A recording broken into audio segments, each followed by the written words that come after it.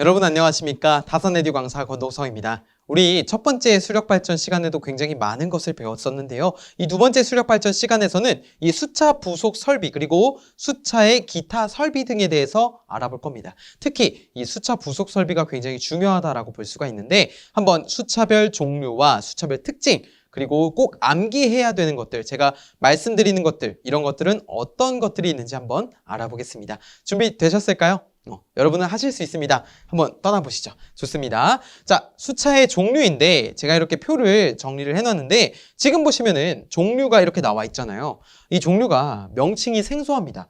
프란시스, 프로펠러, 카플란 무슨 말인지 모르시잖아요. 그쵸? 처음에는 모르는 게 당연합니다. 하지만 이렇게 표를 처음에 정리해 놓은 이유는 충동 수차에는 펠턴 수차 하나만 있고 반동 수차에는 이렇게 5가지가 있구나. 그리고 나중에 이 각각의 수차가 어떤 것을 뜻하는지 조금 감이 오셨을 때 다시 돌아와서 이 표를 정리하는 용도로 쓰시면 굉장히 좋겠죠. 그렇기 때문에 처음에 이렇게 표를 작성을 해 놓았습니다. 자, 한번 볼까요? 먼저 수차라고 하는 것은 물의 에너지를 이용하는 터빈이라고 보시면 돼요. 물의 에너지를 이용하는 터빈, 즉 위치 에너지를 기계적인 에너지로 바꿀 텐데 그 기계적인 에너지에 운동 에너지라든지 압력 에너지가 있습니다. 운동 에너지로 바꾸게 되면 충동 수차예요. 물의 충동력을 이용해서 회전한다고 해서 충동 수차입니다. 물이 충돌하거든요. 어디에 충돌하는지 그림을 통해 볼 거예요. 자, 그럼 반동 수차는 그 물의 반동력을 이용해서 회전하는 것을 반동 수차라고 보시면 되겠습니다. 충동 수차에는 펠턴 수차라고 있는데요. 펠턴 수차는 고낙차, 낙차가 높다는 거죠. 보시면 알겠지만 낙차가 굉장히 높습니다. 이 낙차 지점에 적용이 되는 것이 충동 수차가 되겠고 운동 에너지로 변환이 됩니다. 그 다음에 반동 수차에는 5가지가 있게 되는데 50에서 500이에요. 중낙차인 경우에는. 50에서 500도 있지만 50에서 530으로 표현하기도 하거든요. 대략적인 수치고 이게 막 딱 떨어지는 그런 값은 아닙니다. 그래서 이런 언저리가 되겠구나. 그리고 이것은 중낙차로 볼 수가 있겠구나라고 하시면 되겠습니다. 그리고 보시면 아시겠지만 낙차의 범위가 반동 수차 중에서는 가장 넓은 수차가 되겠어요. 자, 그다음에 사류 수차인 경우에는 중낙차 40에서 200. 프로펠러는 날개가 고정인 경우, 날개 배울 겁니다. 날개가 고정인 경우에 프로펠러 수차가 되고 이거는 3에서 90 전낙차에 사용이 되며 카플란 수차도 가동 날개형입니다. 이거는 고정 날개가 아니라 가동 날개형이고 그거는 3에서 90 전낙차에 이용이 되며 마지막으로 튜블러 수차는 원통형의 수차예요. 그러니까 회전축이라든지 발전기가 통로 안에 들어있다 그래서 원통형 수차, 튜블러 수차라고 하는데 3에서 20m 아주 낮은 저낙차 지점에 적용이 된다고 보시면 되겠습니다. 자, 아무튼 반동 수차는 위치 에너지를 압력 에너지로 바꾸는 용도로 사용이 되는 것이죠. 자, 본격적으로 펠턴 수차부터 볼까요? 펠턴 수차의 구조는 다음과 같습니다. 그런데 펠턴 수차가 유일한 충동 수차라고 말씀을 드렸죠. 한 가지. 결국에 이 구조가 충동 수차의 구조와 같은 겁니다. 보시면 아시겠지만 물이 어디를 통해서 나오고 있어요? 관을 통해서 나오고 있죠? 자, 이 관 같은 것을 노즐이라고 부릅니다. 뭐라고요? 노즐. 노즐은 유수가 나오는 것을 결정하는 곳이에요. 자, 그 다음에 이 부분에서 어떤 것이 있게 되냐면 우리 니들 밸브가 존재하게 됩니다. 니들 밸브라고 하는 것은 우리 수도꼭지, 돌리는 수도꼭지 아시죠? 그 잠그게 되면 어떻게 되죠? 물이 줄줄줄 줄어들게 되고 그 다음에 풀면 어떻게 돼요? 물이 콸콸콸 쏟아지게 되죠. 결국에 이 니들 밸브도 유량의 그런 양을 증감시키는 역할을 수행하게 되는 겁니다. 그것을 니들 밸브라 그러고 이 물이 나와서 어디에 부딪히고 있습니다. 그렇죠? 자, 이 부딪히는 부분을 뭐라고 부르냐면은 버킷이라고 불러요. 뭐라고요? 버킷이라고 불러요. 자, 그 다음에 이 회전하는 주축을 기준으로 회전하고 있는 이 친구를 러너라고 부를 겁니다. 러너. 달리는 러너. 그래서 물이 이렇게 충돌하는, 버킷에 충돌하는 충동력으로 회전하는 것이 뭐다? 충동 수차이다. 그리고 한 가지가 더 있게 되는데 이제 물이 이 노즐을 통해서 나올 때 이 부분에 어떠한 유수의 방향을 바꿀 수 있는 그런 장치가 있게 되는데요. 자, 그러한 장치를 우리가 디플렉터라고 부릅니다. 이제 전향 장치라고 하는데 이 디플렉터는 유수의 방향을 바꿔줌으로써 물에 의한 충격, 수격작용을 조금 완화시켜주는 그런 역할을 수행하게 됩니다. 그러니까 수압관 내의 압력이 급상승하는 것을 막겠다는 거죠. 그렇기 때문에 이 방향을 바꿔주는 디플렉터까지 이렇게 펠턴 수차의 구조가 되겠습니다. 그러면 특징에는 어떤 것이 있는지 볼까요? 유일한 충동 수차로서 수차의 버킷에 충돌하는 힘으로 러너를 회전시켜서 충동 수차라고 말씀을 드렸고요. 고낙차 지점에 적용이 되며 부분 부하에서 효율이 높고 구조가 간단하다는 장점을 가지고 있습니다. 부분 부하에서 효율이 높다. 이거 중요합니다. 그 다음에 하나 더 중요한 게 흡출관을 가지고 있지 않대요. 우리 흡출관에 대해서 이제 배우게 될 텐데 그 흡출관을 갖고 있지 않다는 겁니다. 어디서? 이 충동 수차, 펠턴 수차에서는 흡출관이 필요가 없다. 갖고 있지 않다를 꼭 기억을 해주시고요. 자, 그러면은 프란시스 수차를 볼까요? 이제 본격적으로 반동 수차를 배우게 되죠. 방금까지는 충동 수차였다면 이제 반동 수차입니다. 프란시스 수차는 보시면 아시겠지만 그림에 통로 같은 게 있습니다. 이렇게 원으로 되어 있어서 케이싱이라고 되어 있는데요. 이 케이싱은 유수의 통로 역할을 하는 거예요. 그러니까 유수가 지나가는 통로의 역할을 하는 것이고 거기를 통과해서 물이 반동력을 이용해서 러너를 회전시키면 이제 반동 수차가 되는 것입니다. 그래서 구조에는 첫 번째 러너가 있게 되고요. 두 번째는 케이싱이 있게 되고요. 그 다음에 세 번째는 안내 날개가 있습니다. 케이싱이라고 하는 것은 유수의 통로라고 말씀을 드렸죠. 유수의 통로. 결국에 이것을 이제 어디로 보내주게 되냐면 스테이밴이라고 해서 이제 물이 이제 갈 때 어떻게 안내 날개에 물을 유입해주는 그런 통로를 형성해주는 게 스테이밴이거든요.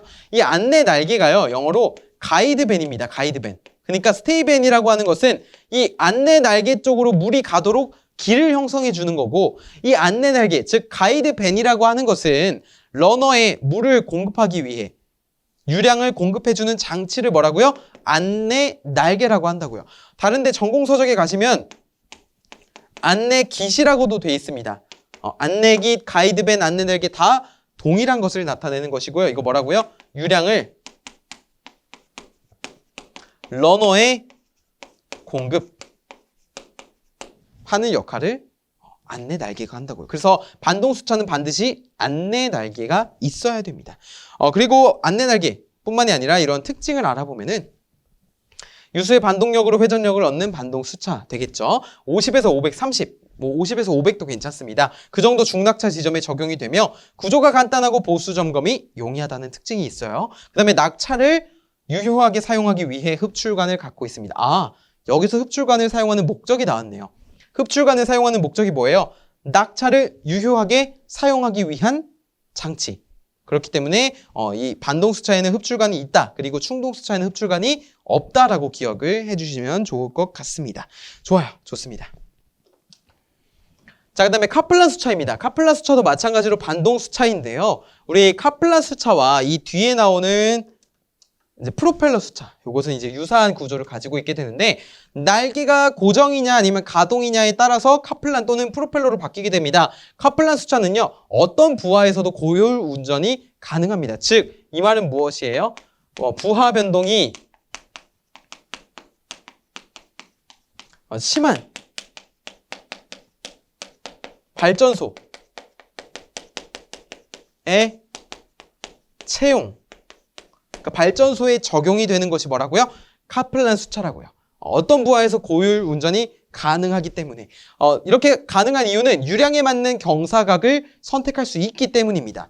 그리고 주로 전악차 지점에 적용이 되고요. 프로펠러 날개가 가동 날개형이에요. 움직일 수 있다는 겁니다. 편하게. 그래서 우리가 이것을 카플란 수차라고 부르게 되고요. 이 카플란 수차는 프란시스 수차와 비교를 했을 때 고속에서 사용이 가능합니다. 그 다음에 사용 유량과 낙차의 변동에 대해서 날개각을 바꿀 수 있어요. 그래서 가동 날개고 그로 인해 고효율로 유지가 가능합니다. 그 다음에 제작, 수송 등이 프란시스 수차에 비해서 편리하다는 특징이 있어요. 자, 이것이 바로 카플란 수차가 되겠고요. 자, 그 다음에 프로펠러 수차를 보시면 날개의 수를 늘리거나 날개를 높이거나 낮추어 효율을 증대시키고 있고요. 그 다음에 주로 똑같이 저낙차 지점에 적용이 됩니다. 러너가 프로펠러 날개로 구성이 되어 있어요. 즉 일체형이라는 거죠. 자, 이것은 고정 날개형이라고 보시면 됩니다. 그래서 날개가 고정이면 프로펠러, 날개가 가동이면 카플란 이렇게 구분을 하시면 되는 거예요. 그 다음에 제작 수송이 똑같이 동일하게 편리하게 되는 겁니다.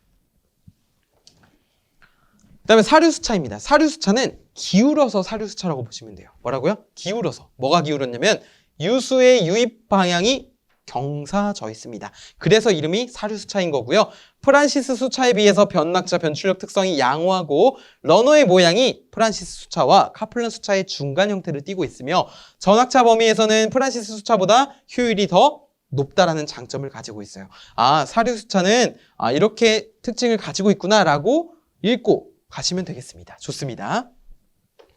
7번째, 튜블러 수차 보겠습니다. 다른 말로 원통형 수차라고 하는데요. 자, 이거는 이제 특징이 프로펠러 날개가 고정식 또는 가동식으로도 둘 다 가능합니다. 그리고 이 튜블러 수차가 왜 원통형 수차이냐면 케이싱 안에 회전축이라든지 아니면 발전기 등이 포함되어 있어요. 그러니까 케이싱 안에 회전축이랑 발전기 등이 설치가 되어 있다는 겁니다. 약간 기울어져서 설치가 되어 있는데 그래서 우리가 원통형 수차라고 부르는 것이고 효율이 높고 경제적입니다. 왜 효율이 높냐면 유수의 축과 방향이 일치하기 때문이에요. 그러니까 이 튜블러 수차에서는 유수의 방향과 축이 일치하기 때문에 효율이 높다라고 볼 수가 있게 되는 것입니다. 그 다음에 약 20m 이하 매우 낮은 전학차 지점에 적용이 되고요. 그로 인해 소수력 발전이라든지 아니면 조력 발전 등에 사용이 되곤 합니다. 자, 이러한 특징을 가진 게 뭐라고요? 튜블러 수차라고요. 좋습니다. 좋습니다.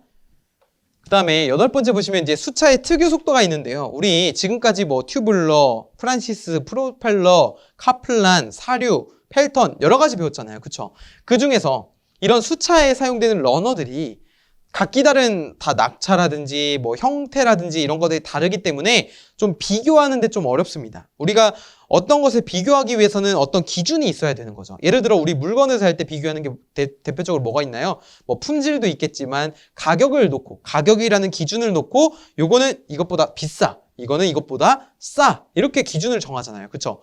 비교를 할 때. 그런 것도 마찬가지로 그런 기준이 되는 게 뭐냐면 바로 수차의 특유 속도입니다. 수차의 특유 속도 또는 비속도라고 부르게 돼요. 즉 실제 수차에 비례하는 어떤 가상의 수차를 딱 놓고서는 사상을 시키는 거예요. 그 다음에 거기에 단위 낙차, 단위 낙차당 단위 출력을 내는 어떠한 속도, 그 분당 회전수를 뭐라고 하냐면 특유 속도라고 하는 겁니다. 그래서 특유 속도는 NS라고 쓰고요. 이거는 기존 수차의 회전수에다가 H의 4분의 5제곱분의 P의 2분의 1제곱이 됩니다. 뭐라고요? H 4분의 5제곱분의 P의 2분의 1제곱 곱하기 회전수 N이 된다고요. 단위는 분당 회전수이기 때문에 RPM이라고 표현할 수 있습니다. 그 다음에 P의 2분의 1제곱 같은 경우에는 루트 P로 표현도 가능하겠죠. 자, 그래서 우리가 특유의 속도는 이렇게 구할 수가 있겠구나라는 것이고 결국에 수차의 특유 속도, 이 주요 수차에 대해서만 제가 표로 정리를 해봤는데 이러한 수차 내용만 이 4가지만 아셔도 충분하다고 생각이 됩니다. 특유 속도의 한계값 같은 경우에는 RPM으로 주어져 있고 펠턴 수차는 약 12rpm에서 23rpm 정도가 돼요. 또는 10에서 25rpm 정도라고도 볼 수 있습니다. 그러니까 여기 나와 있는 값들이요. 꼭 뭐랄까요? 좀 정해진 값이 아니라요. 어떤 경험에 의해서 또 유도된 값들이기 때문에 좀 차이가 있을 수 있다는 겁니다. 자, 프란시스 수차의 같은 경우에는 이렇게 특유 속도를 구하는 공식이 2가지가 있게 되는데 여기서 H는 유효 낙차가 되겠죠. 그런데 요 위의 식과 아래 식이 어디가 다르죠? 분자도 다르고요. 요 뒤에 있는 숫자도 다릅니다. 하지만 결과값은 동일하게 나와요. 그렇기 때문에 2가지를 모두 다 쓸 수 있다는 겁니다. 실제로 2가지를 이렇게 각각 다른 문제로 출제가 된 적도 있어요. 그렇기 때문에 여러분 요 프란시스 수차를 구하는 특유 속도를 구하는 공식은 꼭 기억을 해주시면 좋겠고 저속도인 경우에는 50에서 120rpm 정도가 되겠으며 정해진 값 아니라고 했습니다. 대략이에요. 120에서 180은 여기 고속도가 아니라 여러분 중속도입니다. 중속도 120에서 180, 180에서 360은 고속도 전용이 되겠습니다. 되셨나요? 카플란 숫자 볼까요? 카플란 숫자는 NS는 H 플러스 20분의 2만 플러스 50이죠. 대략적으로 250에서 800이지만 뭐 대략적으로 350에서 800으로 표현하기도 합니다. 자, 그 다음에 마지막으로 사류 수차 같은 경우에는 h 플러스 20분의 2만 플러스 40이라고 볼 수가 있고요. 대략 150에서 250 rpm 정도가 된다라고 볼 수가 있겠습니다. 되셨나요? 되셨어요? 좋아요. 좋습니다. 정말 잘 따라오고 계세요. 진짜 이게 나중에 보면 볼수록 잘 외워질 겁니다. 정말입니다. 자, 수차의 무구속 속도입니다. 수차의 무구속 속도라고 하는 것은 전격 출력을 하는 중에, 그러니까 수차가 전격 출력으로 운전하는 중에 갑자기 무부하가 됐을 때, 그때 발생할 수 있는 최대의 속도를 무구속 속도라고 합니다. 이 무구속 속도가 큰 순서로 나타내라 라고 했을 때는 이것만 기억하시면 돼요. 카, 펠, 프, 턴만 기억하시면 됩니다. 카, 펠, 프, 턴. 벌써 눈치채신 분도 계실 텐데요. 카는 뭐죠? 카플란 수차. 좋습니다. 카플란. 그 다음에 펠은 뭐예요? 프로펠러. 펠러라고 쓸게요. 프로펠러. 프로펠러 수차. 프는 뭐예요? 프란시스. 그 다음에 턴은 뭐예요? 펠턴. 그래서 수차의 무구속 속도가 가장 빠른 것, 가장 높은 수차는 이라고 하면 뭐예요? 카플란 수차. 가장 낮은 거 뭐예요? 펠턴 수차. 이렇게 골라주시면 되는 겁니다. 근데 또 반대로 생각해 보시면은 펠턴 수차가 낙차가 제일 높아요. 그쵸? 펠턴 수차가 낙차가 제일 높고 점점점 낙차가 작아진다고 보시면 되겠습니다. 거꾸로도 생각할 수가 있고, 오히려 이제 무구속 속도가 가장 큰 거 카플란, 아니면 낙차가 제일 높은 건 펠턴, 이렇게 이해를 하셔도 좋다고 생각이 됩니다. 좋습니다. 그 다음에 수차의 낙차 변화에 대한 특성 변화인데요. 자, 회전수라고 하는 거, 회전수의 b, n1분의 n2라고 하는 것은 낙차에 비해 어떻게 되냐면 h1분의 h2의 2분의 1제곱에 비례하게 되고요. b가. 자, 그 다음에 유량이라고 하는 거, q1분의 q2라고 하는 것은 마찬가지로 h1분의 h2의 b의 2분의 1제곱에 비례하게 되고요. 그 다음에 출력이라고 하는 거 P1분의 P2라고 하는 건 뭐예요? H1분의 H2의 이번에는 2분의 3제곱에 비례하게 됩니다. 그래서 적어보면은 이 회전수라고 하는 것은 H의 2분의 1제곱에 비례하는 것으로 보시면 되겠고요. 그 다음에 Q라고 하는 것은 뭐예요? 마찬가지로 H의 2분의 1제곱에 비례하는 것으로 보시면 되겠고, 출력이라고 하는 것은 무엇입니까? H의 2분의 3제곱에 비례하는 것으로 보시면 되겠습니다. 자, 이러한 비례 관계를 묻는 것도 굉장히 자주 출제가 되니까요. 꼭 기억을 해주셨으면 좋겠어요. 사실 이 두 가지는 똑같죠. 지금 동일하잖아요. 그 다음에 다른 게 뭐예요? 이 출력의 비가 이 낙차에 비해 2분의 3제곱에 비례하는 것, 이것만 차이가 있지 나머지 동일합니다. 이 회전수와 유량 같은 경우는 동일하니까 절대 헷갈리지 마시고 한 번에 잘 암기하셨으면 좋겠어요. 좋습니다. 정말 잘하고 계시고, 우리 문제 풀어봤으니까 개념 확인 한번 볼까요? 개념 확인. 문제 풀어보는 게 아니라 문제 풀 준비가 됐으니까. 가끔 이렇게 제가 해야 될 말을 미리 하는 경우가 있어요. 그래서 좀 당황스러울 때가 있는데 너그러운 양해 부탁드립니다. 자, 수차 부속 설비 개념 확인인데 다음 설명을 읽고 옳으면 O, 틀리면 X를 하시오입니다. 수차 중 유일한 충동 수차는 프란시스 수차다. 유일한 충동 수차, 프란시스인가요? 아니죠. 뭔가요? 펠턴 수차죠. 프로펠러 수차와 카플란 수차는 주로 전악차에 이용이 되죠. 대신에 프로펠러와 카플란의 구분이 뭐예요? 프로펠러 수차는 고정 날개, 카플란 수차는 가동 날개형. 충동 수차에는 흡출관이 없을까요? 맞습니다. 없죠. 반동 수차에만 있고요. 프란시스 수차에서 케이싱은 유수의 방향을 줘서 러너에 공급하는 장치다. 러너의 유량을 공급하는 것. 이거는 케이싱이 아니라 바로 안내 날개가 되는 것이죠. 그 다음에 프란시스 수차보다 카플란 수차가 더 가격이 싸고 효율이 좋다. 맞는 설명이고요. 자, 그 다음에 수차의 유량은 낙차에 비해 제곱에 비례한다라고 되어 있는데 낙차에 비해 제곱에 비례하는 게 아니라 뭐예요? 2분의 1제곱에 비례하는 것이죠. 제곱은 그냥 제곱이잖아요. 2분의 1제곱이랑은 다른 겁니다, 여러분. 그래서 X가 되겠습니다. 그래서 XOO, XOX가 되겠습니다. 좋습니다. 자, 유효 낙차 90m, 출력 104,500kW, 비속도 210m, 미터 킬로와트인 수차의 회전 속도는 약 몇 rpm인가? 단 유량의 단위는 뭐예요? 세제곱미터 퍼 세컨즈이다 라고 되어 있습니다. 기출이에요. 기출. 우리가 알고 있는 공식 ns라고 하는 특유속도 비속도는 뭐예요? 회전수에다가 낙차의 4분의 5제곱분의 출력의 2분의 1제곱이죠. 그런데 문제에서 주어진 게 뭐예요? 특유속도 주어졌고요. 출력, 낙차 주어졌을 때 요 회전수, 수차의 회전 속도를 묻는 문제입니다. 그러면은 이 n에 대해서 정리를 해줄 필요가 있겠네요. 그럼 한번 정리를 해볼까요?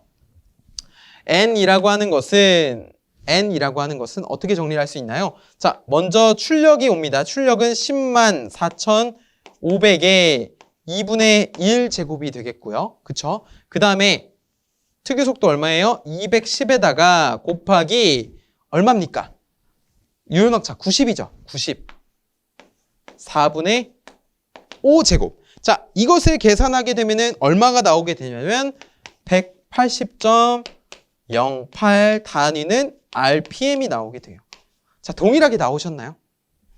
간혹 이제 NS랑 N을 헷갈리시는 분들도 계세요. 그렇지만 문제를 잘 읽어보시고 비속도가 주어졌으니까 NS가 주어진 거구나. 그러면 이렇게 식을 변형할 수 있겠구나 라고 기억을 해주시면 되겠습니다. 벌써 여러분 이 문제가 나중에 또 나오면 여러분 맞히신 거예요. 축하드립니다. 네, 좋습니다. 자, 개념 확인 잘 하셨고요. 우리 이어서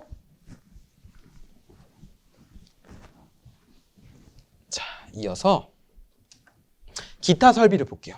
사실 기타 설비는 여러분 쭉 읽어만 보셔도 사실 크게 문제는 없습니다. 하지만 한번 저와 함께 보시기로 할게요. 자, 첫 번째는 입구 밸브가 있어요. 입구 밸브.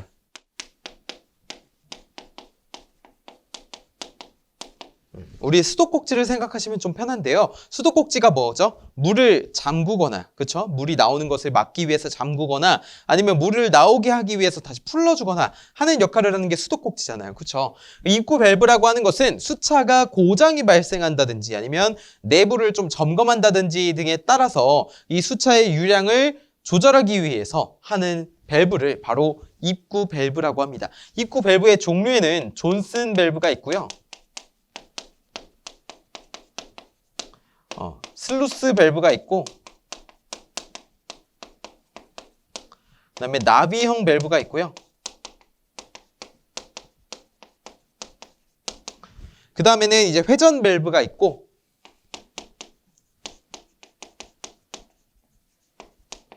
그 다음에 측로 밸브가 있습니다. 그러니까 종류는 이 정도가 되겠고 결국에 입구 밸브가 하는 역할은 뭐라고요? 수차의 유량을 조절하기, 차단하기 위한 설비를 뭐라고요? 입구 밸브라고 한다고요. 그쵸? 자, 두 번째로는 조속기입니다. 조속기. 회전 속도를 조절한다라고 해서 조속기가 되겠는데요. 이 조속기라고 하는 것은 부하의 변동을 감지를 해서 뭐 부하가 많아진다든지 아니면 적어진다든지 이런 것들을 감지를 해서 수차의 유량을 유동적으로 조절하게 됩니다. 수차의 유량을 유동적으로 조정 해서 어떤 것을 이끌어내냐면 결국에 회전 속도를 유지시켜주는 겁니다. 조속기가 하는 역할은 이거예요. 수차에 유입되는 유량을 조절해서 회전 속도를 유지해서 특히 이 조속기의 폐쇄 시간 이게 이제 짧을수록 어떻게 되냐면 속도 변동률이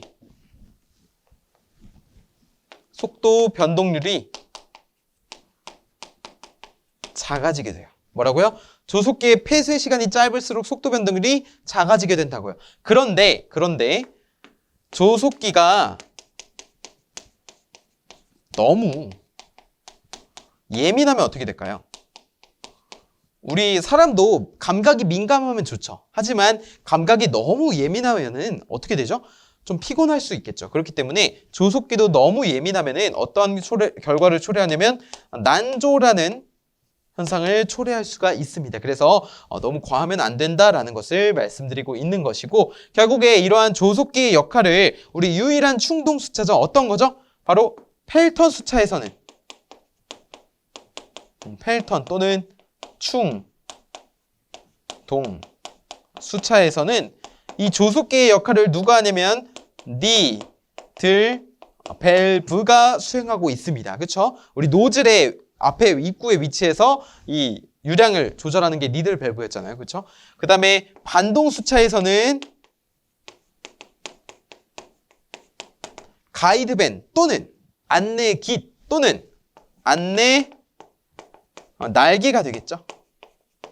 그래서 이제 수차에 들어가는 유량을 조절하게 되는 것입니다. 이러한 역할을 조속기다라고 할 수가 있어요. 자, 그리고 그 밑에 이제 조속기 동작 순서라든지 부속 장치는 한번 읽어보시면 좋을 것 같습니다. 부속 장치에 스피더라든지 배합 밸브, 서브 모터 보건 기구 등이 있죠. 자, 좋습니다. 자, 그리고 5번째 보시면 이제 여기다 적을까요? 부동 시간과 폐쇄 시간이 있는데 이거 안 적어도 되겠습니다. 안 적어도 한번 읽고 넘어가면 좋을 것 같아요. 부동 시간과 폐쇄 시간이 있는데, 부동 시간이라고 하는 것은 부하의 변동이 생겨서 서브모터의 피스톤이 움직이기 시작할 때의 시간입니다. 자, 그거를 뭐라고요? 부동 시간이라고 한다고요. 근데 그 시간은 대략적으로 0.2초에서 0.5초 정도 돼요. 근데 그 다음에 이제 폐쇄 시간이라고 하는 것은요, 안내 날개 또는 니들 밸브, 이 조속기가 동작하기 시작할 때부터 전폐, 아예 닫힐 때까지의 시간을 뭐라고요? 폐쇄 시간이라고 한다고요. 이때 시간은 약 2초에서 5초로, 그러니까 폐쇄 시간과 부동 시간은 약 10배 정도 차이가 나는 것을 확인할 수 있습니다. 어쨌든 이 단어가 어렵진 않죠. 부동 시간, 폐쇄 시간, 이 각각의 단어들이 뜻하는 것이 무엇인지 조금 기억을 하시면 좋을 것 같고요. 자, 그 다음에 세 번째로 흡출관을 볼게요. 흡출관.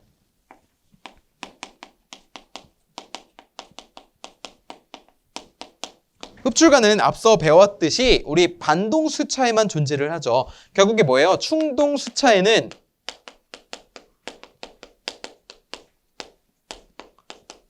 흡출관이 없습니다. 충동 수차에는 흡출관이 없고 반동 수차에만 있게 되는데, 결국에 이 흡출관을 사용하는 목적이 무엇이냐면 수차를 유효하게 사용. 수차보다 낙차라고 할게요. 낙차를 유효하게 사용하기 위함입니다. 사용하기 위해 흡출관을 채용하게 되고요. 자, 흡출관을 사용할 때 이제 출구로부터 방수로까지의 접속관을 흡출관이라고 하는 것이고, 이 러너 방수면과 사이의 낙차를 이용하기 위해서 뭐다? 흡출관을 사용한다고요. 자, 그리고 우리 제압 장치라고 하는 것은 압력을 조절한다고 보시면 되겠는데요. 부하가 급변하게 되면은 어쨌든 수압이 세지게 되거든요. 이 수압이 세지는, 그러니까 수압관에 끼치는 그런 충격을 방지하기 위해서 조속기와 연동하는 장치를 뭐라고요? 제압 장치라고 한다고요. 그리고 5번째는 이 수차의 마모와 진동 원인입니다. 원인. 수차의 마모와 진동 원인.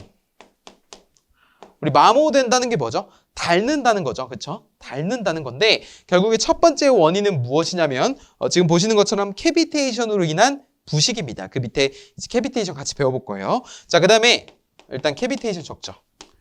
토사라든지 토사 아니면은 점토 등의 혼입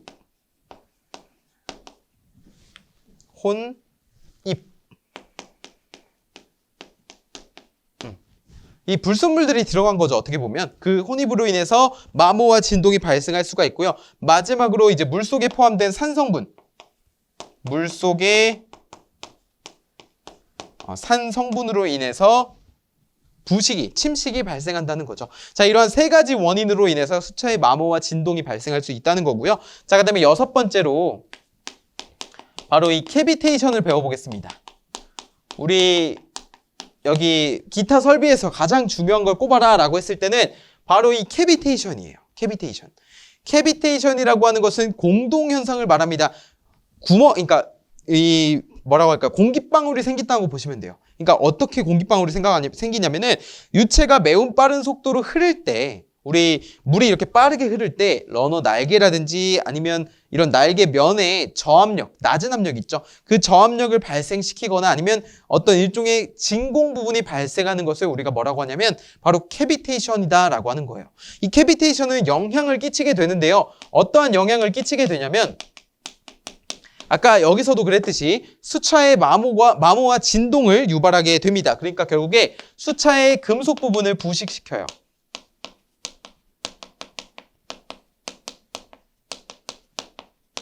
그런데 이거는 비교적 어디서 그렇게 되면 중부하,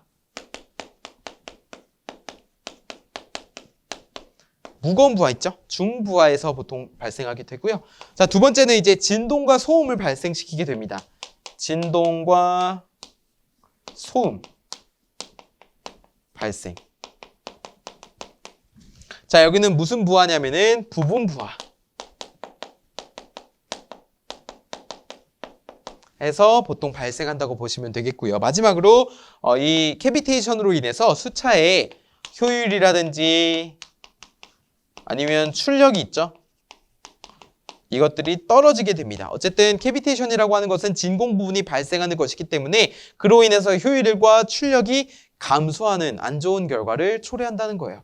그러면 이 캐비테이션 뭐예요? 방지해줘야 되겠죠. 그렇죠? 방지해줘야지 우리가 이러한 영향들을 안 만날 수 있게 되는 것이잖아요. 그렇죠? 그럼 방지 대책에는 어떤 것이 있는지 한번 보자고요. 첫 번째, 방지 대책 첫 번째는 수차의 특유 속도를 너무 크게 하지 말 것입니다. 수차에 굉장히 잘 나오는 거죠. 이것도 특유 속도. 여러분 특유 속도 다른 말로 뭐라고 부른다고요? 기억나세요? 좋습니다. 맞아요. 예, 비속도. 수차의 특유 속도를 너무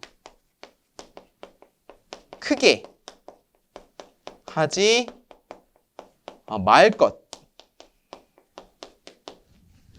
그 다음에 두 번째로는 흡출관의 수두를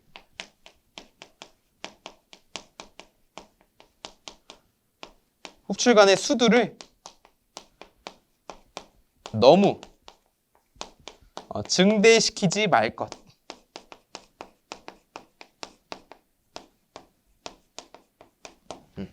그 다음에 세 번째로는요, 침식에 강한 재료를 사용해야 됩니다.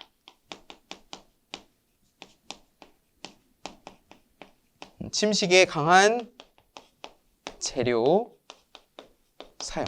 사실 이거는 이제 당연한 말이죠. 침식에 강한 재료를 사용해야지만 방지할 수 있다는 거죠. 만약에 여기 그냥 침식에 약한 재료 사용 이러면은 딱 읽었을 때 너무 어색하지 않나요? 그렇죠? 그렇지 않으세요? 자, 그리고 수차를 너무 과도한 부분 부하에서 운전하지 말 것이 되겠습니다. 즉 과부하 운전을 피해라라는 거죠. 결국에 어쨌든 수차의 영향은 요 정도, 캐비테이션의 영향은 요 정도. 캐비테이션 방지 대책은 이렇게 세 가지와 방금 전에 말씀드린 것처럼 과부하 운전을 좀 피하는 쪽, 그런 것이 우리가 알 수 있는 방지 대책이 되겠습니다. 자, 칠판 한번 정리를 해보고요. 우리 본격적으로 개념 확인을 풀어보고 마무리 지어보겠습니다. 자, 제가 벌써 다 지웠습니다. 풀어보셨을까요? 괜찮으세요? 자, 기타 설비 개념 확인 첫 번째 문제 보시면 다음 설명을 읽고 옳으면 O, 틀리면 X를 하라는 문제입니다. 자, 조속기의 폐쇄 시간이 짧아질수록 속도 변동률은 작아질까요? 커질까요? 폐쇄 시간이 짧아질수록 속도 변동률은 작아진다라고 했고요. 자, 그리고 캐비테이션을 방지하려면 흡출관 수두를 증대시켜야 한다라고 되어 있는데 흡출관 수두를 너무 증대시키면 뭐가 발생한다고요? 캐비테이션이 발생한다고요. 그렇기 때문에 증대시켜야 된다는 맞지 않는 설명이 되겠습니다. 캐비테이션을 방지하려면 수차의 비속도를 너무 크게 하면 안 된다. 우리 수차의 캐비테이션 방지 대책 첫 번째가 뭐죠? 수차의 특유 속도를 너무 크게 하지 말 것이죠. 그렇기 때문에 수차의 비속도를 너무 크게 하면 안 된다가 맞는 걸까요? 방지하려면 맞는 설명이죠. 그래서 정답은 뭐다? OXO가 되는 겁니다. 괜찮으세요? 자, 이렇게 그냥 깔끔하게 개념하게 세 문제로 우리 배웠던 내용을 정리해 보았습니다. 저는 다음 시간에 화력 발전에서 찾아뵙겠습니다. 감사합니다.